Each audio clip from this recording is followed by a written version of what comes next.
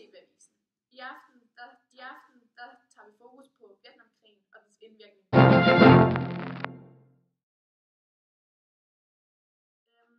Med os i aften, der har vi professor og ekspert i Østasiens historie og kultur, Niels Jakob Tobler. Hej og velkommen. Mange tak for det, velkommen. Hej. Men Vietnamkrigen, den begynder som en afkoloniseringskrig, men blev med tiden hurtigt en del af den her kolde krig. Og Vietnamkrigen kan hovedsageligt deles op i to faser, hvor den første fase er Nordvietnamskrig mod Frankrig, og derefter Nordvietnamskrig mod USA. Men før vi ligesom går ind på det, så er det meget relevant at spole tiden helt tilbage til slutningen af 1800-tallet, for her der skete der nemlig noget. Jamen det er yderst interessant at gå tilbage dertil. Jamen her er en af grundene til, at Frankrig de koloniserede Vietnam, var, at den franske kapitalisme, som havde behov for råvarer og nye markeder, det fandt de så i Vietnam. Men kun noget, som egentlig gavnede Frankrig, og ikke noget, som gavnede Vietnam. Man kan derfor sige, at det egentlig kun var i Frankrigs egne interesser. Det kommer selvfølgelig til at få betydning for den vietnamesiske befolkning, som selvfølgelig ikke er stor fan af det her.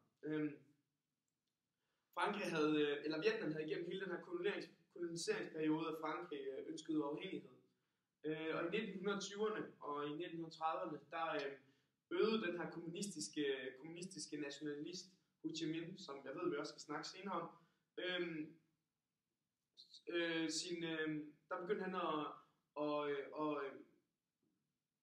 at øge sin modstand mod den franske besættelse. Og det kommer også til at få betydning for amerikanerne senere hen. Okay. Men inden du ligesom begynder at tage hul på den her kolde krig, og Vietnamkrigen som stedfortræderkrig, så skete der også noget under 2. verdenskrig. For det var nemlig her, at japanerne gik ind og igennem Asien og så besatte Vietnam. Jamen. Men det kommer vel også til at få betydning for Vietnam og deres afkolonisering. Ja, men det kommer i høj grad til at få betydning for Vietnam og deres afkolonisering. Man skal huske på, at Vietnam på det her tidspunkt har været besat af først Kina, så Frankrig, som vi snakkede tidligere hen, og så Japan her under 2. verdenskrig. Alt sammen noget, som aldrig nogensinde har gavnet Vietnams egne interesser. Blandt andet den sidste besættelse under Japan, der kom til at få stor betydning for den vietnamesiske befolkning, hvor blandt andet hvor japanerne lukkede vejene mellem land- og vandvejene mellem Nord- og Sydvietnam, som betød, at 2 millioner vietnamesiske de blev dræbt.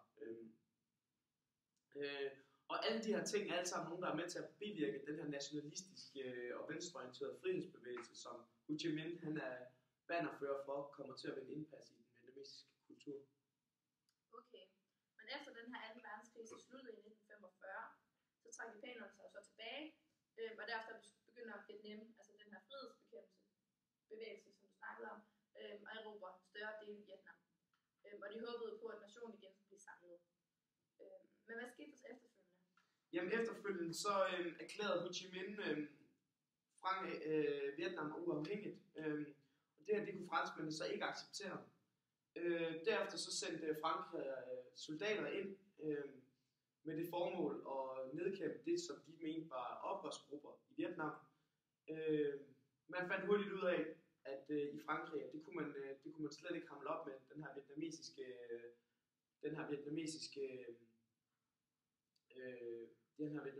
krig, hvor de blandt andet tog fordel ud for naturforholdene, og ligesom begyndte at anvende den her guerillakrig mod franskmændene.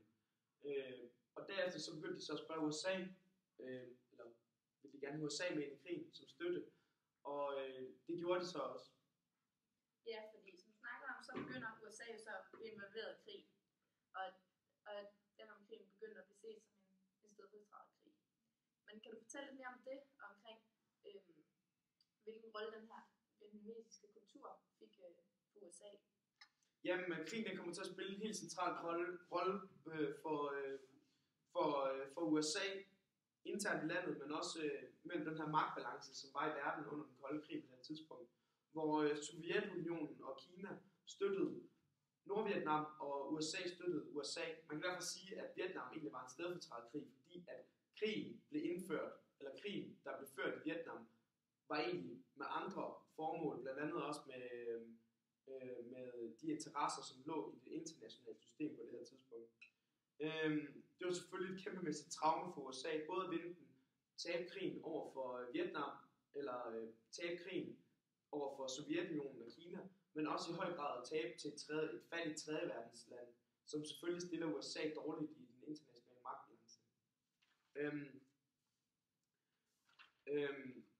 Man skal blandt andet huske på, man kan så spørge sig selv, hvorfor USA overhovedet havde interesse for at gå ind i krigen på det her tidspunkt. Den havde egentlig som sådan ikke noget med dem at gøre. Men det kommer i høj grad til at betyde, eller det kommer den i høj grad, kunne den komme i høj grad til at betyde, fordi at på grund af den her dominoeffekt, som USA er meget bange for.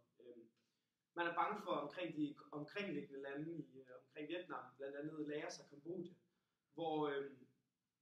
som også har reelt potentiale til at blive et kommunistisk styre, hvis Vietnam skulle vinde krigen. Og det er man selvfølgelig rigtig bange for, fordi at det vil blandt andet betyde en fare for det amerikanske system og det amerikanske tankegang i det internationale verden. Så derfor så gik man i USA ind og støttede General Lon Nol, ved USA støttede militærgruppe, og amerikanerne de rykkede straks ind med støtte til generalen. Og i Laos der støttede man kongedømmet mod den kommunistiske oprørsbevægelse, som var i Laos. Så blandt andet begge tegn på, at man var bange for den her dominoeffekt. Det er meget interessante navne, de her generaler. Ja. Nå, men tidligere der snakkede om de her nationalistiske venstreorienterede bevægelser og kræfter, som ligesom begynder at blomstre i den her besættelsesperiode af Frankrig. Men hvordan kunne det ligesom lade sig gøre, at de her kræfter de begyndte at vinde det her større og større indpas i den vietnamesiske kultur? Jamen, det kunne det blandt andet, som det har nævnt før, fordi at Vietnam aldrig nogensinde egentlig har haft sit eget selvstyre, så derfor så var man fordi de blandt andet var besat af USA og Frankrig og af Kina og Japan under 2. verdenskrig. Så derfor så har det selvfølgelig medført en masse nationalistiske kræfter i Vietnam omkring frihed, og omkring at man ikke vil finde sig i at være besat længere. Blandt andet havde nationalistbevægelsen spredt sig så hurtigt, fordi der simpelthen ikke eksisterede en lokal kapitalistisk middelklasse i Vietnam. Og det var også derfor, at den franske kapitalisme ikke kunne vinde indpas i Kina, fordi den simpelthen ikke var tilpasset den her vietnamesiske kultur. Herudover skal man huske på, at den her socialisme, den vagte desuden stor genklang i den vietnamesiske befolkning, fordi dens idéer også harmonerede mod den her traditionelle konfucianisme og tanker omkring fællesskab og velstandsdeling. Hvorimod den her kapitalisme, som franskmændene blandt andet stod for, og amerikanerne, med den her udbytning omkring materialisme og individualisme, lå fjern fra den lokale kultur, der var i Vietnam. Bevægelsen den gik derfor ikke blot til kamp mod franskmændene, men også mod den her kapitalisme, som de stod for. En af de helt centrale figurer, som vi også snakkede tidligere om, det var ham her Ho Chi Minh, som var den her samlede lederfigur mod kamp for selvstændighed. Han var en meget interessant person. Han kom fra den her intellektuelle nationalistiske mandarinfamilie i det centrale Vietnam, som var kendt for sine antikommunistiske holdninger. Ho Chi Minh rejste blandt andet rundt ude i verden med den her tankegang om, at man skal kæmpe sine fjender for at kunne slå dem. Og derfor var han blandt andet både i Frankrig, USA, England, Sovjetunionen og Kina i mange år, hvor han var politisk aktiv som antikommunist og udviklede sine ideologier, inspireret af Marx og Lenins skrifter. grundlæggende så byggede Ho Chi Minhs kombination, eller ideologi, af en kombination af lokal konfucianisme og en politisk overbygning af leninismen. Og han var især meget god til, som det alle de andre lande ikke var gode til. Han forstod, at den burmesiske kommunisme måtte centreres omkring traditionelle værdier, som sparsommelighed, mådehold, gavmildhed og respekt for lærdom, hvis den skulle vinde indpas i lokalbefolkningen i Kina. Nej, i Vietnam. Okay. Jamen, mange tak, fordi du var med os her. Det var så lidt. Så vi kunne få et bedre indblik i Vietnamkrigen. Håber jeg kommer ind.